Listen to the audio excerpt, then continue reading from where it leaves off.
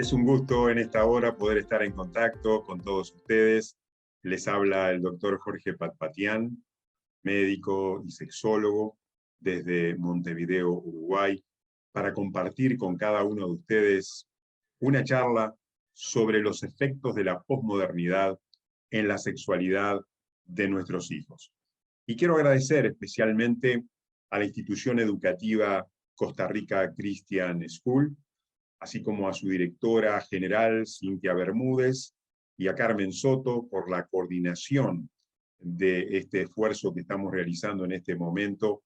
Reciban mi agradecimiento y manifestarles el privilegio de poder estar con ustedes en esta hora compartiendo esta temática tan importante como es la sexualidad en la vida de nuestros hijos.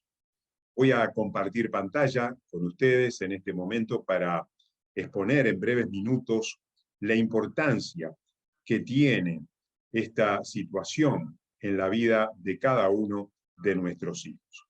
Y es así que vamos a comenzar esta charla sobre los efectos de la posmodernidad en la sexualidad de nuestros hijos, refiriéndonos a una frase de Chester Foster, cuando él decía que la sexualidad es como un río caudaloso y profundo. Bueno, siempre que permanezca dentro del cauce normal, apropiado, pero destructor en el momento que se desborda. Y esta es la realidad en cuanto a la sexualidad humana. Ahora, los padres son los primeros responsables en conducir la vida sexual de nuestros hijos. Ahora, nuestros hijos viven en un tiempo que es muy especial. Están viviendo en un tiempo donde debemos de reconocer que hay influencias de la sociedad que producen o pueden potencialmente producir elementos negativos en la vida de nuestros hijos. Cuando hablamos de sexualidad, es importante decir, y particularmente en la vida de nuestros hijos, que no es la sexualidad como las matemáticas. Las matemáticas, independientemente de quién lo imparte o quién lo recibe como enseñanza, es igual en todos lados. No tiene una carga ideológica. Podemos enseñarle a nuestros hijos que 2 por 3 es 6, que 5 más 5 es 10. Y eso es lo mismo en España. Es igual en Costa Rica, en Montevideo, Uruguay. Pero a la hora de compartir conceptos sobre educación sexual, debemos de señalar que está cargada de un tinte ideológico. Está cargada de valores que pueden ser contradictorios con respecto a la educación sexual que nosotros como padres queremos impartir. Y uno de los elementos negativos que estamos observando en estos momentos en la sexualidad infantil tiene que ver justamente con la época en la cual nosotros estamos viviendo. Nuestros hijos viven hoy un tiempo de presión y confusión en asuntos de sexualidad. Si observamos el diario de hoy, nuestra sociedad y especialmente nuestra América Latina experimenta una serie de presiones sobre nuestros hijos que debemos de reconocer. Y yo quiero en estos momentos compartir con usted algunas de las presiones que tarde o temprano nuestros hijos van a experimentar por parte de esta sociedad posmoderna. Número 1. Estamos viviendo en un tiempo de heterofobia. ¿Qué significa esto? Bueno, la heterofobia es un concepto que tiene que ver con un ataque directo a los valores conservadores y tradicionales por parte de ideologías que quieren imponer la diversidad sexual. La heterofobia se opone a toda forma de dividir la humanidad entre varones y mujeres como lo natural y lo normal. Esto es importante porque hoy existen filosofías, ideologías, que señalan que nosotros somos, desde el punto de vista sexual, amorfos. No tenemos una morfología que viene cargada por la biología, que viene cargada por la embriología, por la carga genética, por la manera en que nosotros nacemos, sino que tiene que ver mucho con el género, con la construcción social que cada uno de nosotros tenga. Y todo lo que tiene que ver con la construcción social va en contra frecuentemente de la biología. La biología nos muestra que los seres humanos se dividen entre hombres y mujeres. Sin embargo, las ideologías señalan que existen diversas formas de expresión a nivel de la sexualidad, donde la heterosexualidad es solamente una forma de expresión sexual. Vivimos en una sociedad heterofóbica donde se tienden a abolir todas las diferencias entre hombres y mujeres. Y esta es una presión en esta época posmoderna que nuestros hijos lo van a tener. En segundo lugar, esta sociedad promueve la androginia. No sé exactamente en Costa Rica lo que está sucediendo en este momento, pero les puedo asegurar que en muchos países latinoamericanos, en Europa y en los Estados Unidos, se está promoviendo la androginia. ¿Y qué significa esto? Esto significa que refiere a un organismo que tiene características tanto masculinas como femeninas. Se promueve un ser humano con características ambivalentes. La androginia refiere a una persona cuyos rasgos externos no se corresponden definidamente con los propios de su sexo, sino usted ve esta figura y se pregunta, ¿es un hombre o una mujer? ¿Tiene características de varón? ¿Tiene características femeninas? Esta androginia, y la palabra androginia es una palabra compuesta, andro viene de varón, ginia de ginecológico, de mujer, características propias de varones y mujeres en un mismo cuerpo, en una misma persona. Y esto se está promoviendo en esta época de la cual estamos viviendo. Una manifestación de esta androginia y de esta heterofobia tiene que ver con los baños. Hoy los baños tienden a ser unisex.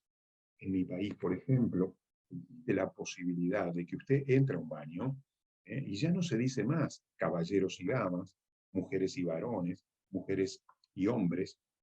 Lo que existe es un baño donde tanto hombres como mujeres pueden asistir, pueden estar, los elementos clásicos por los cuales y lugares donde orina el hombre se están suprimiendo, con el propósito de que todo tienda a la moda unisex, al toalés unisex, a una forma de ver la humanidad donde nosotros dividamos esa división entre hombres y mujeres pueda ser disipada, podamos disipar esa división sexual entre los seres humanos. ¿Qué se estimula entonces? Se estimula el abolir todas las diferencias sexuales entre varones y mujeres. En primer lugar, dijimos la heterofobia. En segundo lugar, mencionamos la androginia. En tercer lugar, vamos a mencionar otra característica del tiempo en que estamos viviendo. Vivimos en un tiempo de hipersexualización infantil. Los chicos están presionados por temas sexuales. La hipersexualización son expresiones, posturas, códigos de vestimenta, considerados como demasiado precoces y conlleva una infancia cada vez más erotizada. Que realmente los niños hoy están siendo erotizados a través de los medios masivos de comunicación, a veces por la influencia de los padres, que incitan en la vida de sus hijos a vestirse de una manera sexual, de una manera sensual, de una manera en que puedan atraer eróticamente a otras personas. Y la televisión, hoy, por ejemplo, nos hace 3 preguntas. En un programa infantil, usted puede escuchar 3 interrogantes que se le hacen a los niños. ¿Cuál es tu nombre? ¿Cuántos años tenés? Y la tercera pregunta es, ¿tienes novia? ¿Tenés novia? ¿Tenés novio? Hay una presión exagerada, una hipersexualización. Es un fenómeno social que se caracteriza por una sexualización cada vez más precoz en los niños. ¿Cuál es el peligro de esto? El peligro es que aprenden a centrar su vida en su atractivo físico. Esta actitud empuja a los pequeños a una sexualidad abusiva y, por qué no decirlo, predispone para que los pedófilos, aquellos que tienen una atracción sexual hacia personas que son niños, puedan tomar sus ventajas. Pero debemos de señalar que las niñas no son solo bonitas, son también creativas, inteligentes, exploradoras, pueden ser científicas, pueden ser doctoras, pueden ser profesionales, pueden ser madres, entre otras más maravillas que las caracterizan. Pero este énfasis en la sexualización, en el erotismo, puede traer consecuencias negativas. Por eso hay actitudes que los padres debemos de vigilar en este tiempo que nos ha tocado vivir. No debemos quemar etapas en el desarrollo psicosexual de nuestros hijos. Cada etapa debe vivirse plenamente. No debemos saltar ninguna de ellas. No es necesario realmente vestir sexy a una niña, y como un galán de valor, un galán de televisión, de cine, de teatro. Es importante saber lo que mira en la televisión, en Internet, porque la influencia puede ser perjudicial. Quiere decir esto que la influencia en la hipersexualización viene de los medios masivos de comunicación, por un lado, y por otro lado de los mismos padres, que a veces incitan conductas eróticas en la vida de los niños. Queremos dar algunas sugerencias que son importantes para los padres y las madres. ¿Es normal, nos preguntamos, que una niña se ponga los zapatos de mamá? Por supuesto que es normal. Que se quiera pintar los labios en su fantasía de ser como su madre. Es normal. Pero ¿cuándo pasa o traspasa la normalidad? Lo anormal aparece cuando esto es una preocupación, cuando lo quiere llevar a la vida real. Por eso debemos de tener cuidado cuando hablamos de nuestras preocupaciones estéticas, de nuestro peso, de nuestras dietas. Los padres son el ejemplo. Los hijos continuarán probablemente con el mismo molde en que han aprendido de sus padres. Por eso, la sugerencia en esta hora es: no compre a su hija la ropa que usted misma quisiera ponerse. Su hija no es su versión mejorada y juvenil de usted. Cuidado, sus frustraciones e inseguridades no pueden trasladarse a la vida de su hija. Pero la influencia a veces viene de los padres, pero también puede venir del bombardeo comercial y mediático de la televisión y lo que pasa en las redes. La hipersexualización en los medios enseña a los niños a compararse, a devaluarse y a imitar a los demás. Se presta atención a lo que los niños ven en la televisión, porque esto es muy importante. Debemos prestar atención a lo que los niños ven, porque la influencia de los medios masivos es tremenda en esta hora con respecto a estos temas. Los medios de comunicación están cargados de imágenes, de cuerpos perfectos, que a veces se transforman en modelos a imitar, y los niños, las niñas quieren imitar, y esto puede traer consecuencias negativas, porque cuando no se logra, produce frustración, obsesión por el cuerpo y la atractividad en una forma totalmente desmedida. Los padres mismos podemos ser responsables de gestar niños hipersexuados. Por eso, hay algunas actitudes que los padres debemos de cuidar. ¿Qué hacen los padres? ¿Quieren vestir a su hija con una mini mujer? ¿Como una sexy? ¿Como una atractiva? Bueno, es un peligro cuando los padres incentivan estas actitudes. Por eso, cuando hablamos de la hipersexualización, tenemos que diferenciar lo que es el juego a ser un hombre, lo que es el juego a ser una mujer, de lo que es la hipersexualización. Y vamos a explicar algunas diferencias. En la hipersexualización hay incitación por parte de los adultos a que sean provocativos desde el punto de vista sexual. Hay preocupación por si le queda bien o le queda mal. Hay una estimulación a vestirse como adultas. Las posturas se caracterizan por ser seductoras. Los adultos las exponen. Bailar ahora frente a los tíos, los abuelos, los padres, los hermanos, los primos, las aplauden, las estimulen a creer que la belleza y la seducción es un valor que sobrepasa otros valores que los niños tienen que aprender. Ahora, en el juego es diferente. El juego es una imitación. El juego a querer ser como papá o mamá, como algún modelo que vieron por allí, es normal, pero no es una preocupación, no es un desvelo, ni para los padres, ni para las niñas. Hoy, lamentablemente, hay empresas en esta sociedad que lucran con los niños. Organizan concursos de belleza, erotizan, exhiben a los niños bajo ciertas condiciones sexuales de las cuales hay que prohibirlos. Niñas que pasan en un casting ante miles de ojos mostrando posiciones eróticas, sexuales. Se promociona productos de belleza infantil.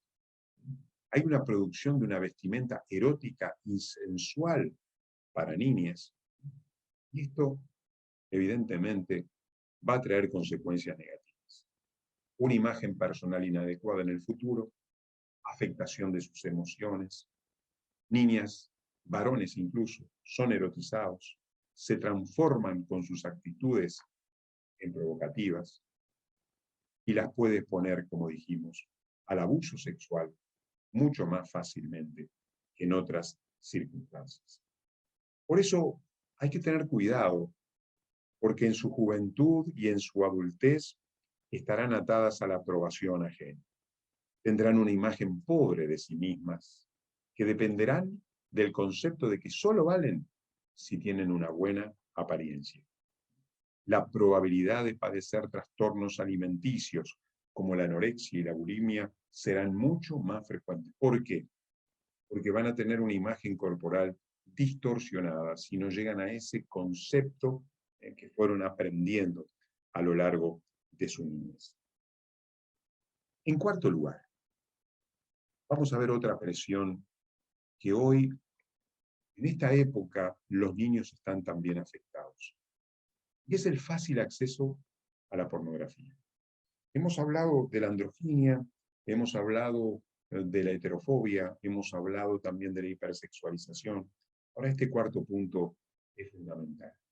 Hoy los niños tienen acceso muy fácilmente a la pornografía a través del celular, a través de las redes sociales, a través de las computadoras. Y realmente la pornografía en Internet, nos preguntamos si es un problema. Yo quiero decirle, señora, señor, que es realmente un problema para nuestra sociedad. Y quiero comunicarle que la edad promedio en la que una persona es expuesta y puede comenzar a consumir la pornografía es entre los 8 y los 9 años. Algunos hablan de 6 años y de 7 años, comenzando a experimentar pornografía. Hoy hay más de 26 millones de sitios web pornográficos. Cada 40 segundos, un nuevo sitio web se incorpora en Internet para ofrecer páginas, imágenes visuales y auditivas por medio de la pornografía. 26 millones de sitios web ofrecidos hoy en Internet. Y hay un peligro potencial del consumo en niños de la pornografía, porque si logran enganchar a los niños a temprana edad, es muy probable que sean consumidores para toda la vida. Por eso es importante que nosotros como padres nos preguntemos por qué tratar este tema. ¿Será importante en la vida de su hijo y en el del mío hablar el tema de la pornografía? Muy importante. Es muy importante porque entrar es fácil, porque salir es muy difícil, pero no es imposible. Y tal vez nuestros hijos estén hoy experimentando a través de un solo clic la posibilidad de ver imágenes pornográficas que lo perjudicarán para su vida sexual futura. Y uno se pregunta, ¿por qué somos tan vulnerables a la experiencia pornográfica? Bueno, en primer lugar, porque es accesible. Solamente basta hacer un clic. En segundo lugar, es anónimo. Nadie sabe quién lo hace. Yo no tengo que poner el nombre. Lo puedo hacer en el recinto de mi privacidad. Su hijo puede estar consumiendo pornografía. Usted no lo sabe, yo no lo sé. Hay una gran aceptabilidad. Hoy la sociedad realmente tiene un concepto que la pornografía es algo inocuo, que es algo que incluso para algunas parejas que tienen disfunciones sexuales, que tienen bajo deseo sexual, que están experimentando una sexualidad pobre, marginal, que no tienen un deseo sexual como lo tenían anteriormente. Hoy se recomienda, bueno, usted puede mirar alguna imagen pornográfica para llegar a una excitación sexual. Lamentablemente, estos consejos no llegan a buen puerto, porque sabemos las consecuencias negativas que tiene la pornografía y que ahora lo queremos decir. Pero es aceptado por todos, o por casi todos. Afortunadamente no por todos, por casi toda nuestra sociedad. Y hay disposición, hay una disponibilidad tremenda para la pornografía. 24 horas al día, 7 días en la semana, 365 días al año. Entonces, tenemos que preguntarnos, ¿es nociva la pornografía? Y si lo es, yo me pregunto por qué. Y eso es lo que vamos a tratar de responder. La pornografía es nociva, realmente es nociva, y hay por lo menos 6 razones por las cuales nosotros no deberíamos consumir pornografía. En primer lugar, porque muestra un concepto distorsionado de la sexualidad. Lo que se ve realmente es una parte de la sexualidad humana, pero no nos debemos olvidar que la sexualidad humana no es solamente placer, no es solamente egoísmo, no es solamente un placer repentino que se busca, se satisface y se chupa después, como una caña de azúcar que se chupa y se tira, sino la sexualidad humana está confinada también al campo de los afectos.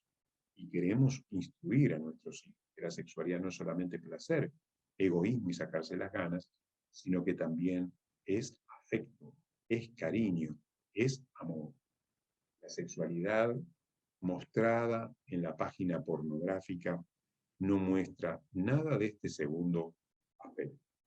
Solamente el erotismo que trata de satisfacer un placer egoísta, un placer en solitario que realmente va a distorsionar el concepto que nuestros hijos deben tener acerca de la sexualidad humana. En segundo lugar, ¿por qué la pornografía es nociva? Porque rebaja la imagen femenina. Nuestros niños deben de saber, tenemos que cuidar este aspecto, porque lo que se ve distorsiona la imagen principalmente de la mujer, que es utilizada como un objeto de placer del hombre, pero que realmente rebaja su imagen. En tercer lugar, tenemos que saber que la pornografía distorsiona el vínculo de una pareja. Un niño que va experimentando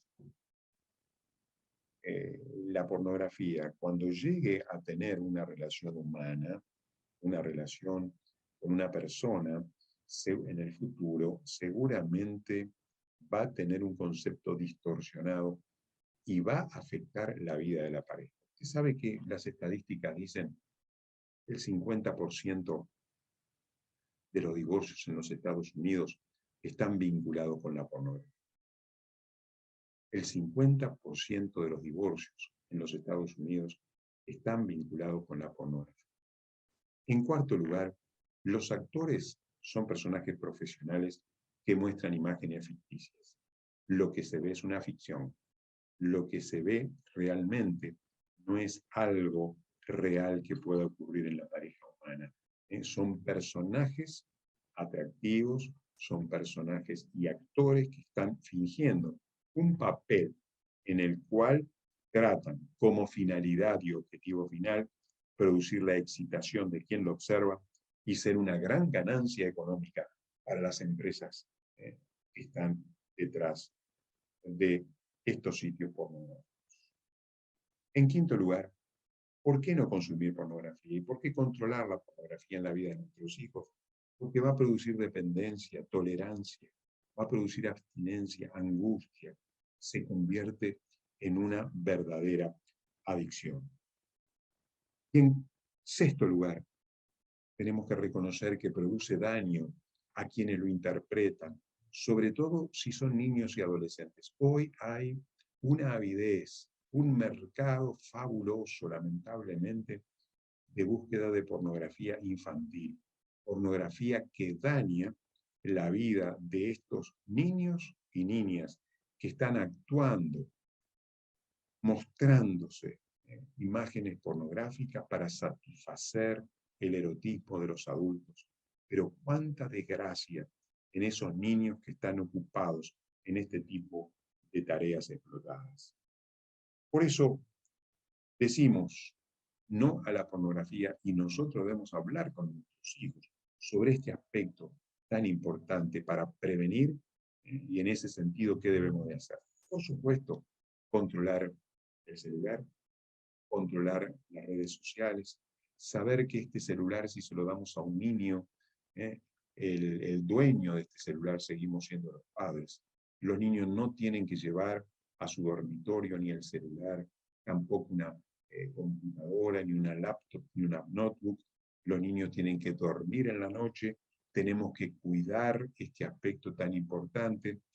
¿Por qué? Porque aparte de todas las consecuencias que estamos viendo, de la nocividad que produce la pornografía, por otro lado, al dejar otras actividades, el niño, la niña, pueden no dormir, pueden no descansar. Esta tarea de mirar pornografía asiduamente y llegar a una adicción, aún en niños y adolescentes, puede producir en ellos una disminución del rendimiento escolar, del rendimiento académico, puede producir trastornos de conducta, puede producir soledad, puede producir ciertas conductas que pueden ser totalmente negativas para el futuro y sobre todo para el futuro sexual de su vida. Por eso, lo mejor que podemos hacer es hablar con nuestros hijos sobre este tema, compartirles el daño que produce Internet y saber y decirles a muy temprana edad que Internet es como una gran ciudad. En una gran ciudad hay universidades, hay lugares de juegos y deportes, hay lugares donde podemos ir al cine o mirar televisión, o mirar una película, o ir a una obra de teatro, pero hay también zonas rojas en esa ciudad. Las zonas rojas de esa ciudad no deben ser visitadas porque son peligrosas. Bueno, la pornografía es como una zona roja en Internet que lo debemos de manejar muy adecuadamente, conversar con nuestros hijos sobre esto y tener claros conceptos y saber que si ellos consumen pornografía, le estamos permitiendo un daño. En último lugar, la influencia y la presión ideológica en este tiempo en el sistema educativo y en la enseñanza de la educación sexual es algo muy importante en nuestra sociedad. Los padres deben conocer cuáles son los objetivos de la educación sexual en el sistema educativo. Hoy, en este tiempo que nos ha tocado vivir, tenemos influencias de la heterofobia, como dijimos, tenemos influencias de la androginia, tenemos influencias de la hipersexualización, tenemos la influencia de la pornografía, pero hoy tenemos una influencia ideológica. ¿Qué quiere decir esto? Que la sexualidad ha sido invadida por ideologías. Y estas ideologías tienen una agenda sesgada, una agenda muchas veces distinta a lo que verdaderamente necesitan nuestros hijos. ¿Y cuáles son estas invasiones ideológicas que han caído sobre nuestra sociedad, pero especialmente en la educación, en el sistema educativo, en los centros de estudios, en los centros de enseñanzas?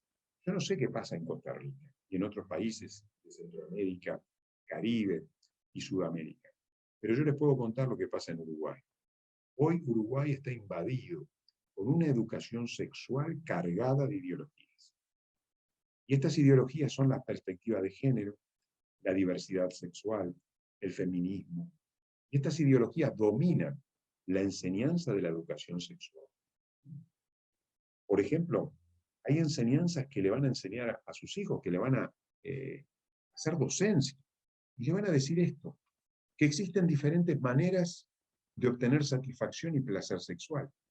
Y es posible lograrlo con el propio cuerpo, el autoerotismo, la masturbación, o el interrelacionamiento con otras personas. Se le enseña a los niños que así aprenderemos a amar y ser amados, a acariciar y ser acariciados. Y estas personas pueden ser del otro sexo, en una relación heterosexual, pero también pueden ser del mismo sexo, sexuales. Todo está al mismo nivel, porque las ideologías nos quieren sacar de la familia biológica, tradicional, natural, y nos quieren llevar a otra forma de vida familiar, donde se resalte la masturbación, el autoerotismo, donde se resalte la homosexualidad, donde se resalte ninguna necesidad de tener sexo, la asexualidad. Son formas ideológicas que hoy se están promoviendo. Y las ideologías detrás de la enseñanza y de la promoción de la educación sexual son notorias, son notorias. Y yo me acuerdo una frase de Chesterton, un autor anglosajón, que decía que llegaría el día en el que habría que desenvainar la espada para defender que el pasto es verde. Porque hoy hay ideologías que dicen que el pasto no es verde. Puede ser marrón, puede ser azul, puede ser rojo. Así pasa con la sexualidad. Hoy cuando hablamos de sexualidad, ya no hablamos de heterosexualidad.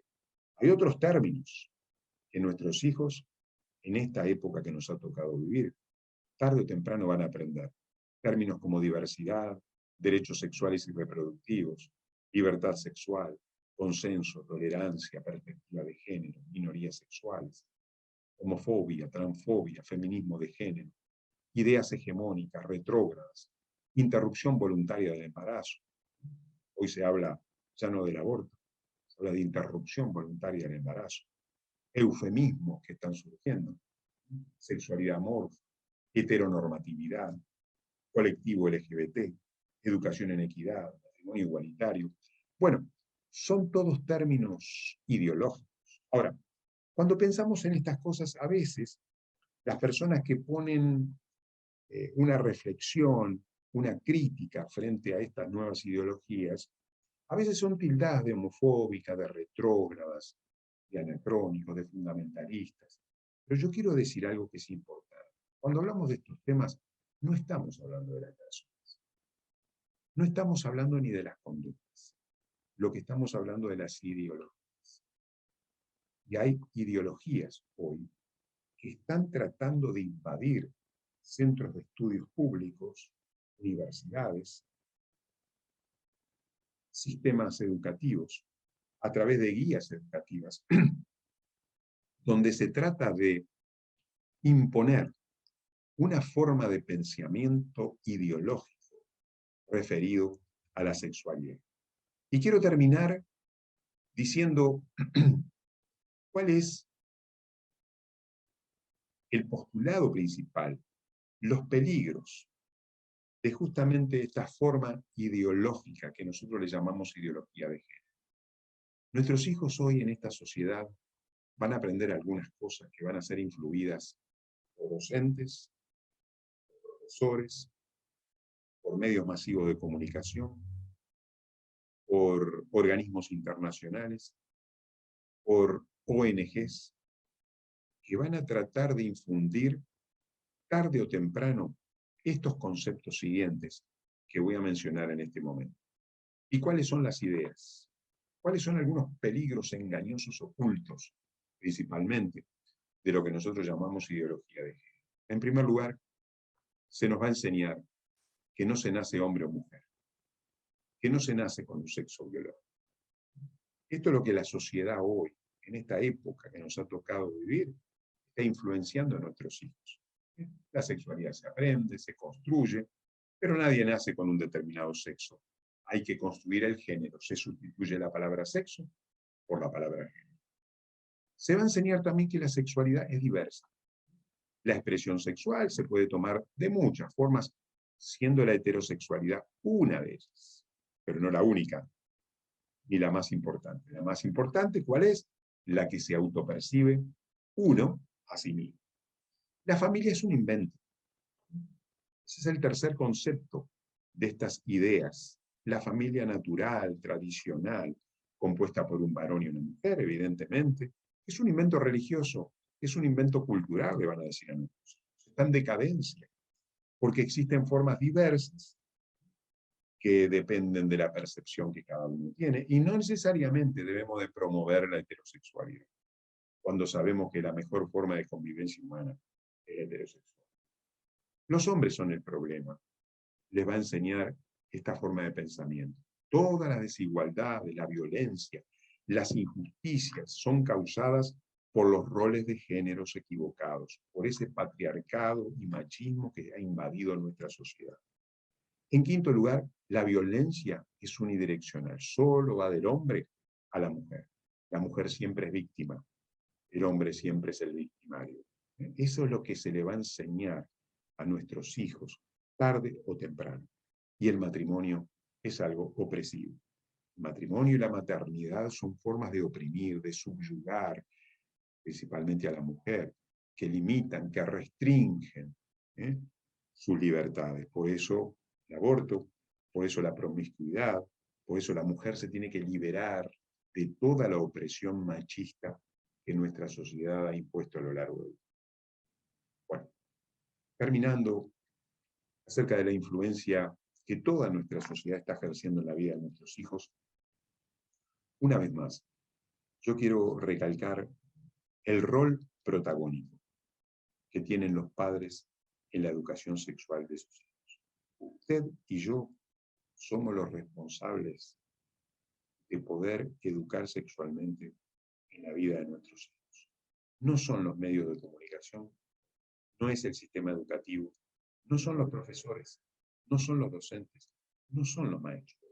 Pueden, de alguna manera, enseñar, pueden enseñar, pero la educación proviene de la casa. La educación proviene de los padres. Los padres no solamente le vamos a enseñar a nuestros hijos el aparato genital femenino, el aparato genital masculino, cómo está compuesto cada uno de los órganos, que eso sí lo puede aprender en la escuela. Pero nuestra responsabilidad es enseñar valores, es enseñar la importancia de aquellas conductas morales que nosotros entendemos como positivas y necesarias en la vida de nuestros hijos. Yo quiero animarlo a usted, como papá, como mamá, para que pueda tener un rol más protagónico en la educación sexual de sus hijos.